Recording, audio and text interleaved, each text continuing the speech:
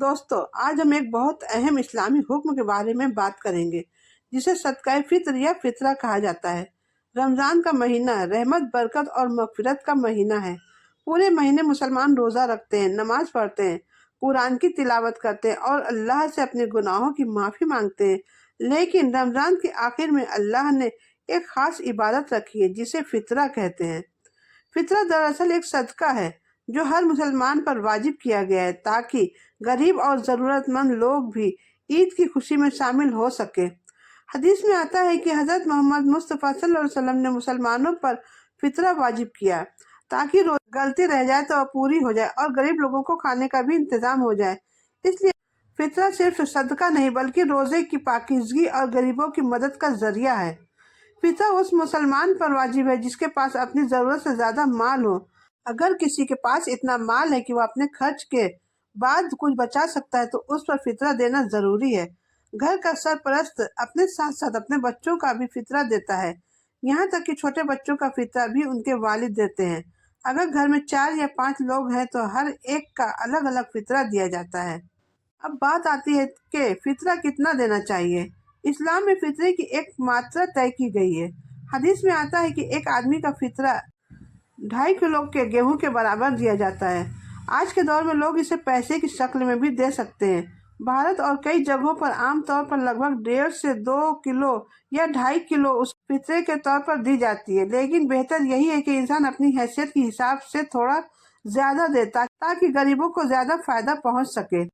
فطرہ کب دینا چاہیے؟ فطرہ دینے کا سب سے اچھا وقت عید الفطر کی نماز سے پہلے ہے۔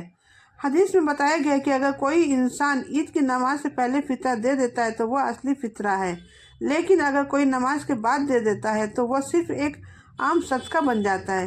اس لیے مسلمانوں کو چاہیے کہ عید سے پہلے فطرہ ضرور ادا کریں تاکہ غریب لوگ بھی عید منا سکیں۔ فطرہ کسے دینا چاہیے؟ فطرہ صرف غریب اور ضرورت مند لوگوں کو دیا جاتا ہے جن کے پاس کھانے اور ضرورت کی چیزیں کی کمی ہے۔ انہیں فطرہ دینا سب سے زیادہ ثواب کا کام ہے۔ اس کا مقصد یہی کہ سماج میں کوئی بھی انسان عید کے دن بھوکا یا مایوس نہ رہے۔ جب غریب لوگوں کے گھر بھی کھانے پینے کا انتظام ہوتا ہے تو عید کی خوشی اور بھی زیادہ بڑھ جاتی ہے۔ فطرہ صرف ایک آرتھک مدد نہیں بلکہ اس کے پیچھے بڑی حقیقت ہے۔ پہلی حکمت یہ ہے کہ اگر روزے میں کوئی چھوٹی موٹی غلطی رہ گئی ہو تو فطرہ اسے معاف کر دیتا ہے۔ دوسری حکمت یہ ہے کہ غریب اور امیر کے بیچ محبت پیدا ہوتی ہے۔ جب امیر لوگ غریب کی مدد کرتے ہیں تو سماج میں بھائی چارہ اور انسانیت بڑھتی ہے۔ اس لیے اسلام ہمیں صرف اپنی عبادت کی نہیں بلکہ دوسروں کی مدد کی بھی سیکھ دیتا ہے۔ سوچئے، اگر ہر مسلمان صحیح طریقے سے فطرہ دے دے تو کتنے غریب گھروں میں عید کی خوشی پہنچ سکتی ہے، کتنے بچے نئے کپڑے پہن سکتے ہیں، کتنے گھروں میں کھانے کا انتظام ہو سکتا ہے۔ یہی اسلام کی خوبصورتی ہے، وہ انسان کو صرف اللہ کی عبادت ہی نہیں سکھاتا بلکہ انسانیت کی مدد بھی سکھاتا ہے۔ رمضان کے آخری دنوں میں ہمیں اپنے فطرے کا ضرور خیال رکھنا چاہیے۔